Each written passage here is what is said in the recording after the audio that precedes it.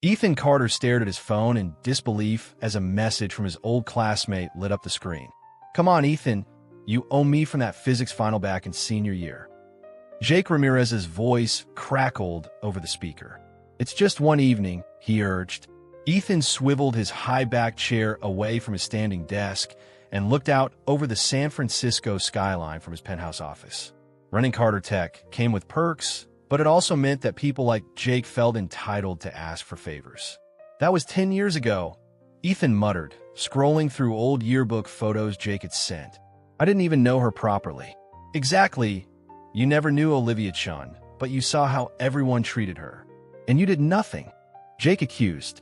The comment hung heavy in the air as Ethan clicked through more photos until he landed on one that twisted his stomach.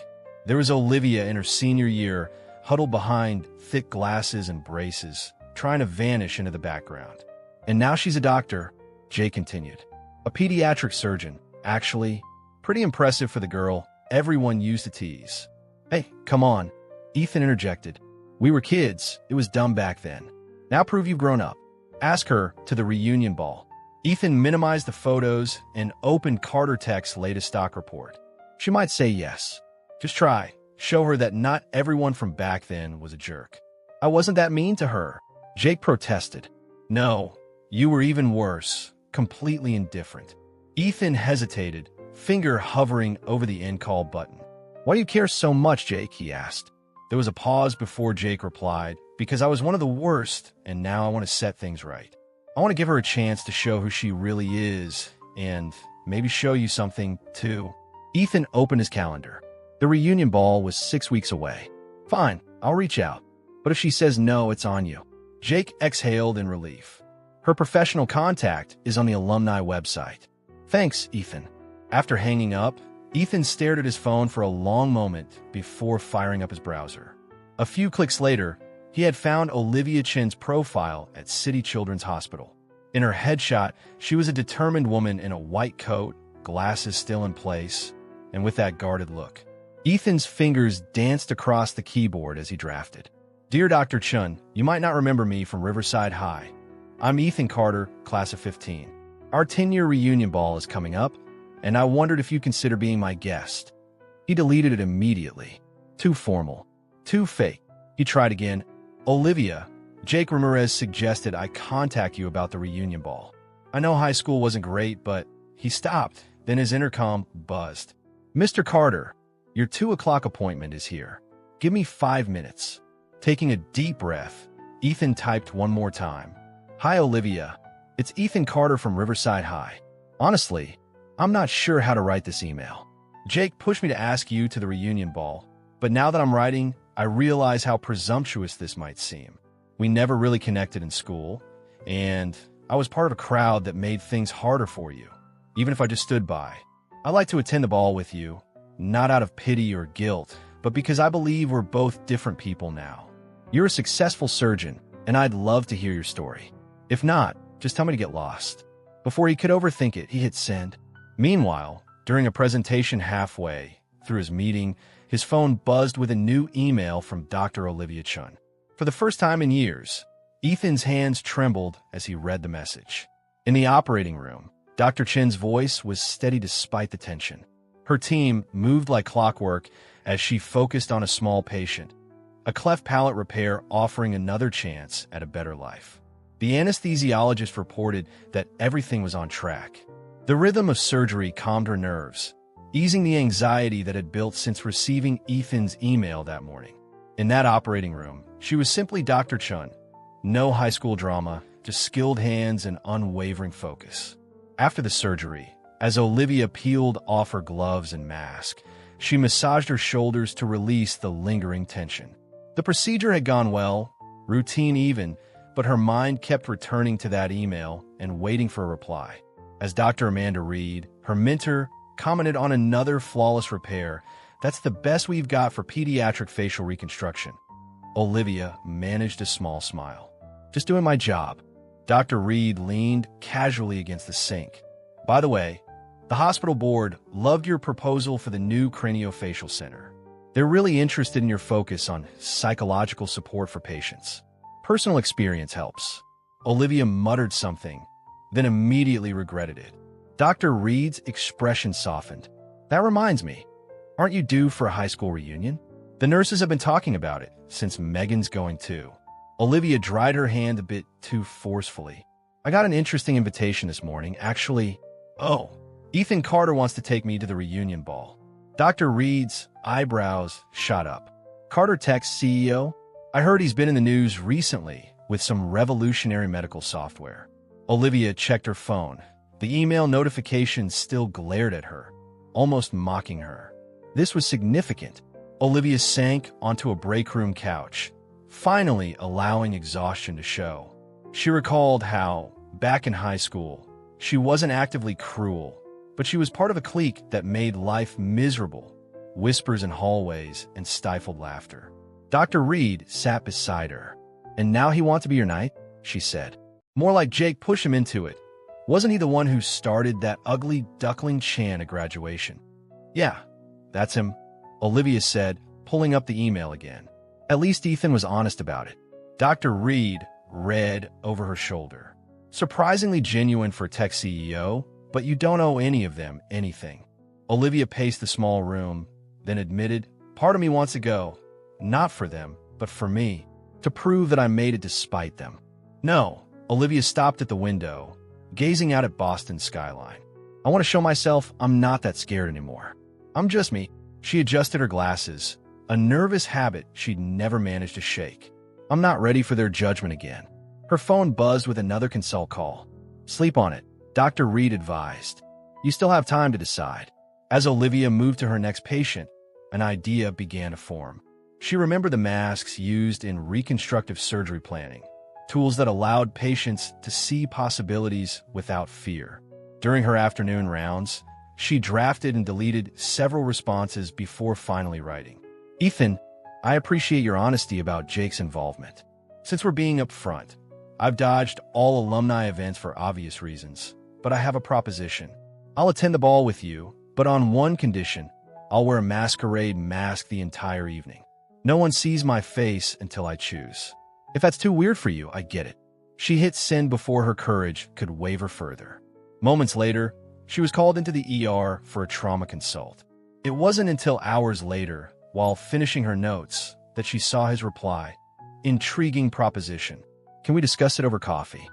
Olivia stared at her phone, then at her reflection in the darkened office window. The glasses and braces she'd sported in her 20s were still there, but the eyes behind them looked different now. She quickly typed, tomorrow, 7 a.m., Blue Mug on Main Street before my first surgery. His response came immediately, I'll be there. Across town, Jake Ramirez refreshed his laptop screen, obsessively checking Ethan's social media profile for updates on Olivia's reply. No news. His wife, Megan, set a cup of tea beside him. I'm invested in this, she said. Jake sighed and rubbed his graying hair. At 32, I shouldn't look this tired. This has to work. Megan sat on the arm of his chair. You never told me why this means so much to you. Jake closed his laptop with a sigh. Remember that box of old stuff I found when we moved? The one that made you act weird for a week? He said. Yeah, he added, reaching for his tea. Inside was a notebook from senior year, full of cruel plans we had for Olivia Chun at graduation. Megan's expression darkened. I was the ringleader. It felt like swallowing glass. We planned to humiliate her one last time, make it unforgettable. But you got cold feet at the last minute, and I never apologized. He pulled out his phone, checking for messages again. Did you know she's a pediatric surgeon now, specializing in reconstructive surgery for kids? Megan murmured. What do you mean? Jake replied. She fixes faces for a living, after spending her teenage years being mocked for hers. Just then, his phone buzzed with a text from Ethan. Coffee with Olivia tomorrow morning. Enjoy. Jake typed back, don't screw this up. Ethan's response was immediate. Trust me on this one. Megan read over his shoulder. You haven't told him the truth, have you? That I've been secretly donating to Olivia's pediatric department for the past 5 years? I follow her research, and every time I see her success, I remember how we treated her. Maybe you should too. Jake shook his head. This isn't about me feeling better. It's about giving her the night we try to ruin. His phone buzzed again with an email from the Alumni Association. The venue needed final headcounts, and as president, he had to start collecting RSVPs soon. You know, Megan said cautiously, playing matchmaker isn't really making amends. Jake frowned. I'm not playing matchmaker. I'm giving them both a chance they never had. Ethan was always different, more into coding than our stupid games. And Olivia, she deserves to walk into that ball with the most successful guy in our class. And if it backfires? Jake paused, thinking of that old notebook tucked away in the fireplace. Then I'll finally tell her everything about the plan, the donations, all of it. Megan squeezed his shoulder. You're a good guy, Jake. No, he corrected. I'm trying to be one. His phone lit up with another text from Ethan. What's her coffee order? Jake smiled. Some things you gotta figure out for yourself. At 6:55 a.m., Ethan arrived at Blue Mug, ordering 2 of everything that looked like a proper breakfast, uncertain of Olivia's preferences. The barista raised an eyebrow at his over-the-top order, but said nothing. At exactly 7 a.m., the door chimed as Olivia Chun walked in, dressed in scrubs under a winter coat, her hair tied back in a practical ponytail. She paused, scanned the room, and spotted him. You ordered enough for a surgical team, she remarked, sliding into the seat across from him. I wasn't sure what you liked, so I pushed a plate of pastries to the middle of the table. I remember you used to bring your own lunch because braces made it hard to eat cafeteria food, she said, selecting a plain croissant from the assortment. Still got them, huh? Round 2 of orthodontic work. Ethan tried not to stare at the metal brackets. They actually look pretty professional. You don't need to compliment my braces. She sipped her coffee. Let's talk about your email. Ethan straightened in his chair. Look, Jake's motives don't matter to me, he said. I care about yours. So, why did you agree to this? Ethan considered his words.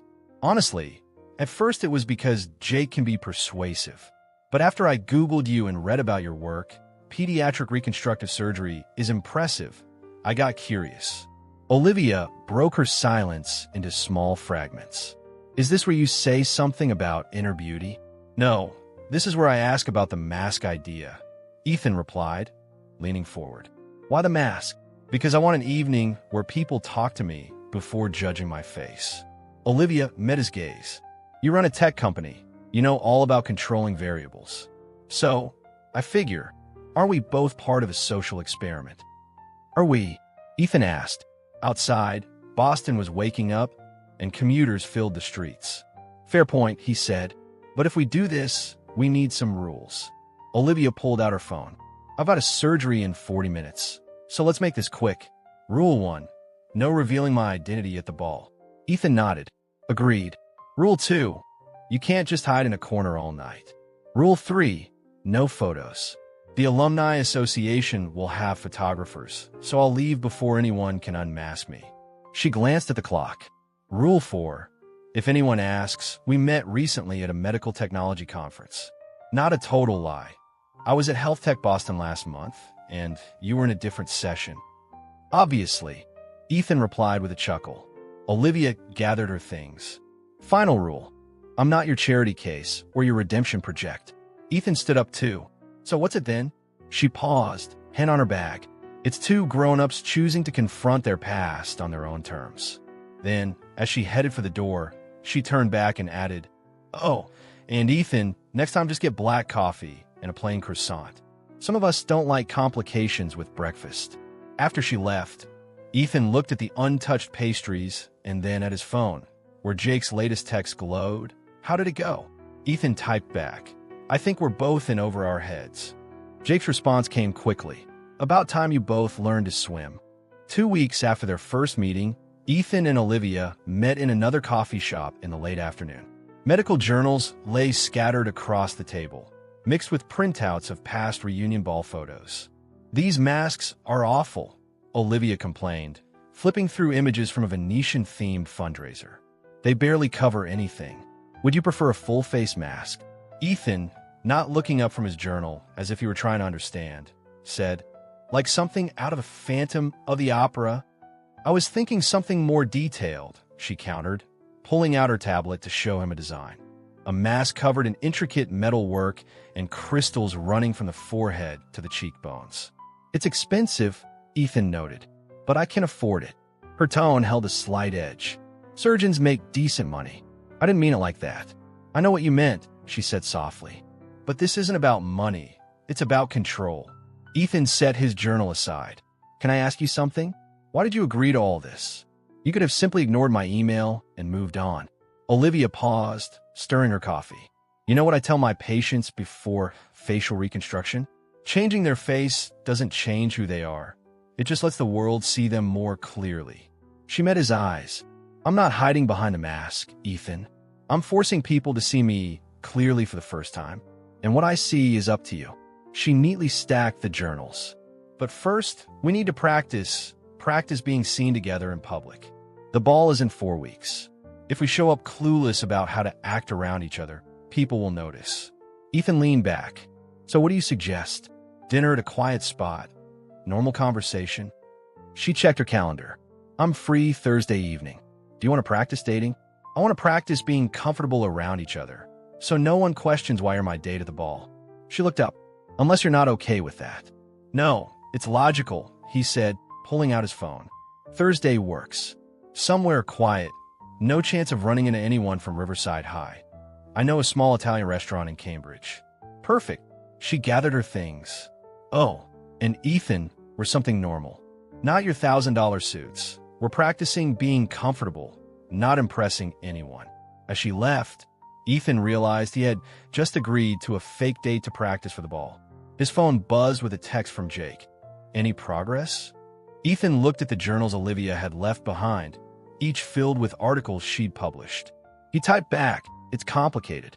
Jake's response was immediate. Isn't that the point? Ethan stared at his message, then at the design for Olivia's mask still displayed on the table. Complicated doesn't even start to cover it. When do you need it by? At that moment, an elderly artisan named Marina peered over half-moon glasses at Olivia. 3 weeks from today. Olivia held out her tablet to show the design. I know it's rushed, but Marina laughed, taking the tablet. This is impossible. The metalwork alone would take 2 weeks. Olivia's heart sank. I can pay extra. Marina pointed to a cluttered workbench in her studio, tucked away in Boston's North End, with the scent of paint and metal polish in the air. Tell me, why does this mask mean so much to you? Olivia perched on the edge of a bench. It's complicated. Life always is. Marina studied the design. This isn't a Halloween mask, it's armor. Is that a bad thing? Olivia asked.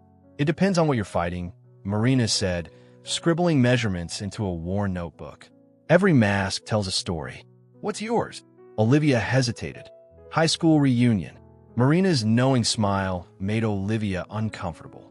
The worst battlefield of all. Olivia quickly replied. No, it's not like that. Marina raised an eyebrow. Then why design a mask that hides everything but your eyes? Olivia touched her braces self-consciously. Because I want people to see me differently. Marina sat down and added, You want them to see you differently? Think about it. Behind a mask, you can observe without fear, without judging those who once judged you. Marina picked up a half-finished mask from her bench, cautioning, But be careful. Masks can become cages if you let them. Olivia watched as Marina began sketching modifications. Can you really have it ready in 3 weeks for the right story? I'll make it happen, Marina promised. But first we need to talk about the eyes. They're the one part you can't hide. Are you ready for people to really see them? Olivia thought of Ethan. The way he had looked at her in the coffee shop. Not with pity or judgment, but genuine curiosity. Yes, she finally said. I think I am. Marina nodded. Come back next week for a fitting. And yes, bring a photo of your dress. The mask needs to complement, not compete. On her way out, Olivia's phone buzzed with a text from Ethan. Found the perfect restaurant for Thursday, casual enough. He attached a photo of a cozy trattoria. Olivia smiled despite herself. Perfect, she texted back. Just remember, no suits. Ethan responded instantly, I'll wear jeans. Then he added, and the mask will be ready in time. His reply was prompt and confident. Neither of them had any doubts, at least not really. But Marina's words echoed in Olivia's mind. Masks could trap you. The question was, who were you really trying to trap? them or yourself. Later that night, in his office, Ethan sat staring at his computer screen, surrounded by Olivia's published research on pediatric facial reconstruction, innovative surgical techniques, and psychological impact studies. His assistant Megan appeared at the door. "Just research," he said, quickly minimizing his windows. Megan set down a stack of contracts. "You know, normal people just check Facebook." "Not me," Ethan replied, catching her knowing look. "I assume she's not on there." Megan leaned against his desk. "Want to know what I found interesting? I'm sure you'll tell me. The children's hospital wing you funded last year. She works there, specifically in the craniofacial unit. You pay for it." Ethan froze. "What? You didn't know?" Megan pulled up the hospital website on her tablet. "Dr. Olivia Chun is the lead surgeon at Carter Children's Surgical Center. They named it after you. You donated $20 million, of course." Ethan leaned back, processing. "Does he know you're the donor?" "Probably not. You were pretty insistent on staying anonymous." Ethan remembered why he hated the publicity, people praising him for writing a check. But now, this decision felt different. His phone buzzed. "Olivia needs to reschedule Thursday. Emergency surgery. Everything okay?" He texted. 6-year-old with facial trauma. "Could take hours," came the reply. Ethan glanced at the hospital website bearing his name. "Take all the time you need. Friday instead. Thanks for understanding." Ethan stared at the message, then at the website. Megan mused. Did I do the right thing staying anonymous? It depends. Are you hiding from recognition or just avoiding connection? One's about humility, the other about fear, Ethan said.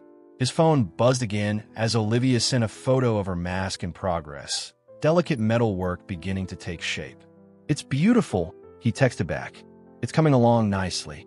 She replied, "Like everything else." Ethan scanned through his browser tabs. Her research, her accomplishments, the lives she'd improved at a center he'd funded without even knowing she worked there. Megan added, "Clear my schedule for Friday evening." After Megan left, Ethan opened one of Olivia's recent articles. The introduction read, "In facial reconstruction, success isn't measured by perfection, but by the restoration of function and confidence." He thought about masks, money, and all the ways people hide their true selves. Friday couldn't come soon enough. Meanwhile, at Riverside High, Jake Ramirez sat in his office as vice principal, staring at his phone. The latest text from Ethan glowed on the screen. "Had a rescheduled dinner. Olivia's doing emergency surgery." "Still playing Cupid, huh?" Principal Karen Lynn, no relation to Olivia, asked from her doorway. "Not exactly," Jake replied, pocketing his phone. "More like trying to make amends." Karen closed the door. "This is about the reunion ball, right? You remember Olivia Chun, class of 15, the girl everyone used to pick on?" Jake pulled up Olivia's hospital profile on his computer and turned the screen toward Karen. "She's a pediatric surgeon now, a reconstructive specialist." Karen leaned forward. "Impressive, but what's this got to do with you?" "I set her up with Ethan Carter for the ball." Jake waited for Karen's reaction. "Ethan Carter, the tech millionaire." Karen frowned. "Why?" Jake began pacing. "Because I was the worst to her. Me and my friends made her life hell. That was 10 years ago. I've carried that guilt ever since." He stopped by the window, looking out over the football field where the bullying had taken place. "I've been following her career closely." Karen frowned. "That's concerning." Jake turned back. "I donate to her department anonymously, and I read her research. I'm trying to balance the scales."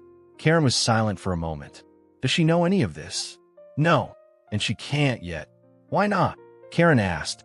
"Because this isn't about me feeling better," Jake said, pulling up the reunion ball planning document on his computer. "It's about giving her one perfect night, the night we tried to ruin. And Ethan, he's different now. Focused, driven, just like her." Jake managed a small smile. "We had dinner last week, and we'll meet again on Friday." Karen stood and warned, "Just be careful, Jake. Playing with people's lives can backfire." Jake checked his phone again. No new messages. When they're together, they forget to put on a facade. Karen headed for the door and then paused.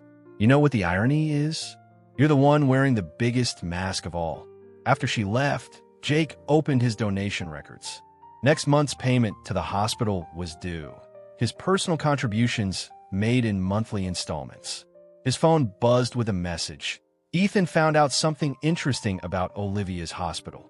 Jake's heart skipped. What? I accidentally funded her department last year. Anonymously, the text read. Jake exhaled. At least one secret remains safe. Funny how things work out.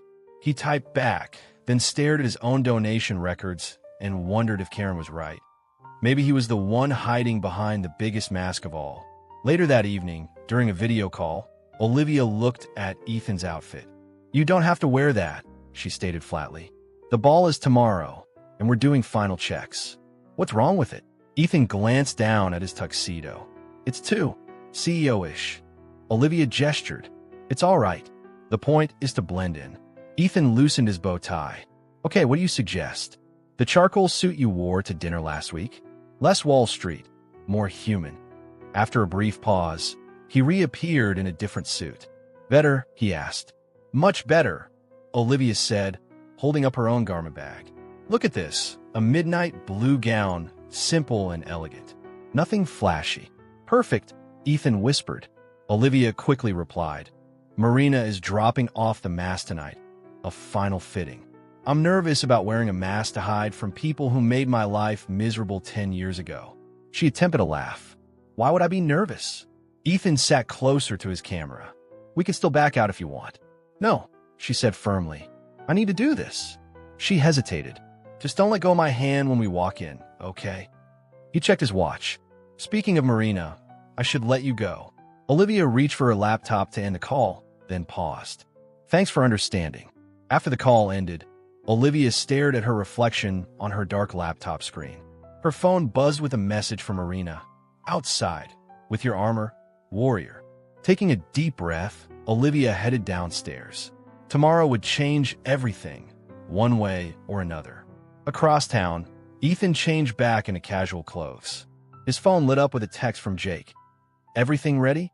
As ready as I'll ever be, Ethan texted back. Good luck, Jake replied, followed by, take care of her. Ethan adjusted his tie one last time and typed, I will, with more meaning than he expected. At the Regal Plaza Hotel, the ballroom sparkled with crystal chandeliers and polished marble. Outside, in Ethan's car, Olivia sat with her fingers tracing the delicate lines of Marina's masterpiece, a mask of silver filigree and tiny crystals that shimmered like teardrops. Ethan asked softly, ready? Olivia secured the mask in the mirror. Not really, but let's go. They walked through the hotel lobby, hand in hand. A few early arrivals milled about, but no one recognized them at the entrance. Jake waited with name tags and programs. Ethan's voice wavered slightly as he said, Olivia Carter, though she took her blank name tag without comment. Ethan squeezed her hand as they entered the half-full ballroom. Olivia recognized faces she'd spent years trying to forget. Haley Davis, who had once led the Ugly Duckling chants, and Tyler Roberts, who had joked about asking her prom. They all looked older now, just ordinary people enjoying a drink. Ethan offered to get a round at the bar. Suddenly, a voice called out behind them. Ethan Carter, no way. Olivia turned to see Sophie Mills approaching, still stunning and commanding. She stopped short upon seeing Olivia. And you must be my date? Sophie asked. Olivia smiled behind her mask. Yes. Sophie's eyes narrowed. Have we met? Something about you seems familiar. Olivia's voice was calm. I'm not from around here. Ethan returned with drinks. Sophie, he said politely, how's life in LA?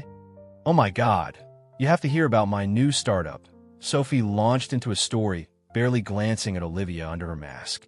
Olivia observed these former bullies now looking ordinary.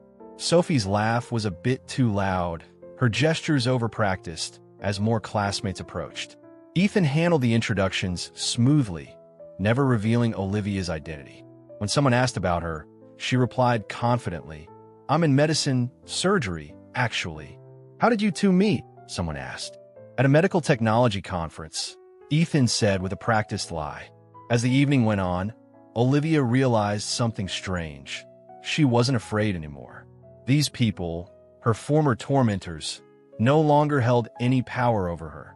Their opinions meant nothing. Her phone buzzed with a message from Marina. How's the armor holding up? Olivia looked around the room at faces that had once haunted her dreams. I don't think I need it anymore, she texted back. Marina's reply was immediate. Then it's doing exactly what it should. Olivia reached over and touched Ethan's arm. Dance with me, she whispered. He looked surprised but pleased. As they moved to the music, they caught a glimpse of themselves in the ballroom mirrors. A successful man and a masked woman, both finally seen clearly. Thank you, Olivia whispered, for letting me hide until I was ready. Ethan's grip tightened on her waist. The night's not over yet. She smiled behind her mask for the first time, looking forward to what came next. Later, at dinner, Haley Davis slid into the seat next to Olivia. What's your secret? She asked. Olivia set her fork down carefully. My secret, she replied. Ethan interjected, Haley, you know I never dated every girl in high school, and you're not my usual type. Olivia took a sip of water, stalling. She studied Haley, the slight crow's feet, the nervous way she touched her hair. What's his type? Olivia asked quietly. Pretty popular, Haley replied with a predatory smile. Normal, she added, and the word hung between them. Olivia felt a strange shift. No anger, no fear, just a quiet pity. Normal is overrated, she murmured. And you haven't changed at all, have you? Haley's glass froze halfway to her lips. What did you say? Before Olivia could respond, Ethan reappeared. Everything okay here? He asked. Olivia stood, and Haley was just reminiscing about high school. Weren't you? Haley asked slowly, her expression dawning in confusion. Wait, you're not dancing? Olivia turned to Ethan, ignoring Haley's stutter. Ethan pulled her close. You okay? He whispered. Better than okay, Olivia replied. Across the room, Haley whispered urgently to Sophie. I think they're starting to figure it out. Want to leave? No. Olivia rested her head on Ethan's shoulder for the first time. I want to stay. In a quiet corner, Jake watched them dance with a small smile, his phone buzzing with a notification from the hospital's donor portal confirming that the monthly contribution had been received. He looked at Olivia, confident and graceful behind her mask, and then at Ethan, who hadn't taken his eyes off her all night. Sometimes, he thought, redemption comes in unexpected ways. The music shifted to a slower song, and Olivia and Ethan continued dancing, oblivious to the whispers growing around them. The mask caught the light, scattering patterns like stars across the floor. Later, near the restrooms, Sophie cornered Olivia. Is it true? Are you really? Olivia adjusted her mask. Really what? Sophie's voice dropped to a whisper. They say it's you, Olivia Chun. The hallway suddenly felt cramped. Olivia glanced toward the ballroom, where Ethan was chatting with old classmates. Would it matter if I were? She asked softly. Sophie looked uncomfortable. Look, we're not in high school anymore. Olivia held up a hand. I'm not here for apologies. Then why are you here? Sophie pressed. Olivia considered the question, her eyes hidden behind a mask. Because I needed to see that you're all just people, not monsters, not gods, just flawed, ordinary people who did cruel things when we were teenagers. Sophie flinched. We were kids, yes. Olivia smoothed her dress. Now we're adults, so let's act like it. She turned to leave, but Sophie grabbed her arm. Wait, I have a daughter. Olivia stopped. Okay, she's starting middle school next year, and I'm terrified. Sophie's voice cracked. Terrified she'll be like me, or worse, that others will be like me. Something in Olivia's chest softened. What's her name? She asked gently. Lucy, Sophie replied. If you're worried about Lucy, then you're already a better person than you were at 17, Olivia said softly. Sophie wiped her eyes. How can you be so calm about everything? Olivia touched her mask lightly. Because I'm not hiding anymore. I choose who sees me and how. Just then, the ballroom doors opened and Ethan reappeared. Everything okay here? He asked. Fine, Olivia answered, though her tone suggested otherwise. Sophie continued. She was just telling me about her daughter. Ethan offered his arm to Olivia. Ready to go back in? He asked. Olivia looked at Sophie, then back at Ethan. I think I'm ready for something else. She reached for the straps on Marina's mask. Are you sure? Ethan whispered. Some wounds need air to heal, she said, carefully untying the ribbons until the mask slipped away slowly, revealing her face, braces, glasses, and all. Sophie's eyes went wide. Oh, Supia. It's been a while. There was a long, quiet pause, a bridge of silence waiting to be crossed. Early Monday morning, 3 days after the ball, Olivia stood in the surgical prep room reviewing patient scans. A 6-year-old named Emily Crawford, an emergency case from the previous week, no relation to Ethan, as she'd assumed. A nurse peeked in. "Uncle's here to sign the consent forms," the nurse announced. Olivia nodded without looking up. "Send him in." Suddenly, she froze at a familiar voice. Slowly, she turned to find Ethan standing in the doorway, looking disheveled in rumpled clothes. "You're Emily's uncle?" he asked, running a hand through his hair. "I didn't know you were her surgeon until this morning." Olivia looked back at the scans. Complex facial fractures from a car accident, delicate reconstruction needed. "Why didn't you say anything?" she asked softly. "I didn't want you to feel pressured," he explained as he stepped closer, studying the images. "Plus, I only found out recently that this is the surgical center I funded." Olivia's head snapped up. "That anonymous donation last year." He met her eyes. "I didn't know you worked here until now." The pieces fell into place. The new equipment, the expanded program, the nameplate she passed every morning. Carter Children's Surgical Center. "Well," she managed awkwardly, "I have to prep for surgery." She gathered her notes. "The nurse will bring you the forms." "Wait," he said, gently catching her arm. "I trust you, not because of the ball or our dinners, but because I've read every paper you've published. I know how good you are." Olivia stared at his hand on her arm. "I won't mess this up, will you?" he whispered. He released her, and she said, "Thank you for taking off the mask on Friday, for showing everyone who you really are." She thought of Sophie's expression and the conversations that followed, old wounds finally beginning to heal. "Your niece is in good hands," she said professionally. He smiled. "You showed her more than just your skills." After he left, Olivia reviewed Emily's scans again on her phone. A message from Marina popped up. "How does it feel, warrior, to be seen?" Olivia touched her face. No mask, no hiding, just a surgeon doing what she does best. "It feels right," she typed, then went to scrub in.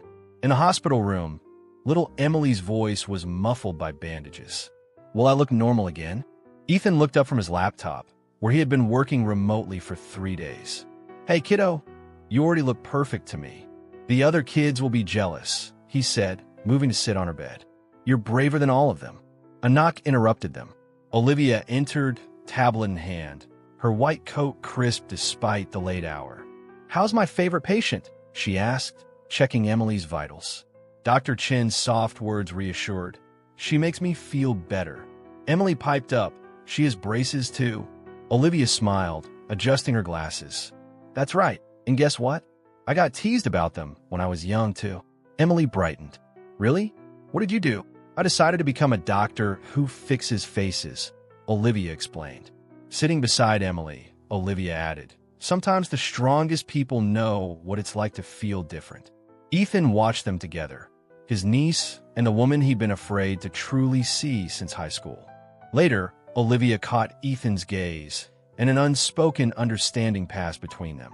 "Emily needs rest," she said, standing and putting her professional mask back on. "We'll do another evaluation tomorrow." Emily called softly, "Will you tell me more stories tomorrow about being different?" Olivia paused, then turned back with a genuine smile. "I promise." After Emily fell asleep, Ethan found Olivia in her office, reviewing post-op notes. "Thank you," he said simply. She looked up. "Thank you for the surgery, and for showing my niece that being different can be beautiful." Olivia sat down with her pen. "At the ball, when I took off the mask, I wasn't just showing everyone else. I was showing myself too." "What did you see?" Ethan stepped closer. "I saw the real you, and it was always enough." They stayed there, finally seeing each other clearly, no mask between them. Later that week, as Olivia arranged files on her desk, Ethan approached. "You don't have to do this," he said softly. Olivia shook her head. "Actually, I do." She held up an envelope. "The hospital board wants to meet their anonymous donor. The Carter Children's Surgical Center needs expansion." She straightened her lab coat. They deserve to see what your money has built. Together, they walked through the pediatric ward. Olivia pointed out new equipment, introduced staff, and showed him the waiting room where anxious parents waited. Each stop revealed another layer of the world she'd built. Finally, they paused at a wall adorned with children's artwork, a gallery of brave faces. Ethan studied the drawings, self-portraits by patients before and after surgery, each child smiling. "Emily's will be up there soon," Olivia said softly. "I'm already working on it." Ethan admitted, "I had no idea. When I made the donation, I just wanted to help." Olivia turned to him. "You did more than help. You gave kids like me a chance to see themselves differently." A nurse hurried over with charts needing Olivia's signature. Ethan watched as she worked, completely in her element. Then, a small voice called from the corridor. They turned to see Emily, walking slowly with her mother. The bandages were almost off, revealing healing skin. Emily pointed to her progress chart. 2 more days until more bandages come off. Olivia knelt beside her. "You're doing so great, just like we talked about." Emily nodded, then asked, "Uncle, are you here to see Dr. Chen's special place too?" Olivia smiled warmly. "Actually, yes. Uncle Ethan helped build this special place." Emily's eyes widened. "Really?" Ethan grinned. "Yeah, but Dr. Chen made it amazing, like a team effort." Emily asked, "Is it like a team?" Olivia and Ethan exchanged glances. "Exactly," Olivia said softly, "like a team." After Emily left for her physical therapy, they stood in comfortable silence in the busy hallway. "You know," Ethan said finally, "teams usually get coffee together." Olivia raised an eyebrow. "Is it your subtle way of asking me out again? This time, without practice runs or masks?" She pretended to consider it. "I suppose I could pencil you in." Ethan grinned. "But you know, I still take my coffee black." Meanwhile, at Riverside High, Jake sat in his office, staring at his phone. A photo had been posted on the hospital's professional network. A picture of Emily Crawford, bandages removed and smiling beside Dr. Chun and her uncle. The donor finally confessed. Karen, watching from the doorway, asked, "So, what about your monthly donations to her department?" Jake pocketed his phone. "Not yet, but soon." He gathered his things, though not leaving the hospital that day. At the hospital, as Olivia finished her rounds, Ethan appeared with 2 cups of coffee, still black. He offered one to her. "Emily's discharge papers are ready." "Actually, that's why I'm here. She wants you to come to her welcome home party," he said, shifting uncomfortably. "As her doctor, of course." "No pressure," Olivia replied, studying him over her coffee. "And if I wanted to come as more than just your doctor, like someone ready to stop practicing and start living?" Ethan set down his cup. "I'd say it's about time." From a nurse's station, Jake watched unseen as his phone buzzed with a message from the hospital's donation system, confirming that the monthly contribution was processed. He smiled, tapped a quick response, and left quietly, thinking some masks were meant to stay on just a little longer. In the hospital corridor, coffee forgotten on a side table, Ethan and Olivia stood planning a future they'd never expected. Behind them, Emily's artwork, a drawing of herself, her uncle, and her doctor all smiling without masks, hung on the wall of brave faces. Sometimes the best stories, Jake thought as he drove away, write themselves. At the annual fundraiser for Carter Children's Surgical Center, Olivia took the podium to address a crowd of donors and medical staff. A year ago, this center was just a place of healing. Today, it's become a place of transformation. In the audience, Ethan sat beside a fully recovered Emily, proudly displaying her science fair medal. Jake shifted nervously in his chair. "We've had 2 anonymous donors who supported us from the start," Olivia continued. "One revealed himself last year," she smiled at Ethan, "and the other has remained unknown, making monthly contributions that have helped countless children." Jake gripped his chair's armrest as he recalled that the second donor had approached him. Olivia's voice softened. It turned out to be someone who was there all along, trying to make amends in their own way. She gestured toward Jake, who stood silently. The audience applauded, but he only saw the understanding, forgiveness, and peace on Olivia's face. After the ceremony, they gathered in Olivia's office. Ethan, Jake, and Olivia, around a desk where Marina's mask now sat like a work of art rather than armor. 10 years of donations, Olivia said to Jake. Why didn't you tell me? It wasn't about me, Jake replied. It was about setting things right by playing matchmaker. Ethan laughed. That part was unplanned. Jake smiled. Sometimes the best healing comes from unexpected places. Olivia picked up the mask, its silver filigree catching the light. Speaking of healing, Marina asked if she could display this in her studio as a reminder that some masks are meant to be temporary. What did you tell her? Ethan asked. I said yes, Olivia replied, setting the mask down. I don't need it anymore. Outside her office window, the hospital buzzed with life. Emily's artwork still hung on the wall of brave faces, joined now by dozens more, each one telling a story of transformation, healing, and faces finally seen clearly. At dinner later, Ethan suggested grabbing black coffee. Olivia smiled, and Jake watched them leave. Then he pulled out his phone, the hospital's donation portal glowing on the screen. His finger hovered over the Reveal Donor button before pressing it firmly. Some masks, he decided, had served their purpose long enough.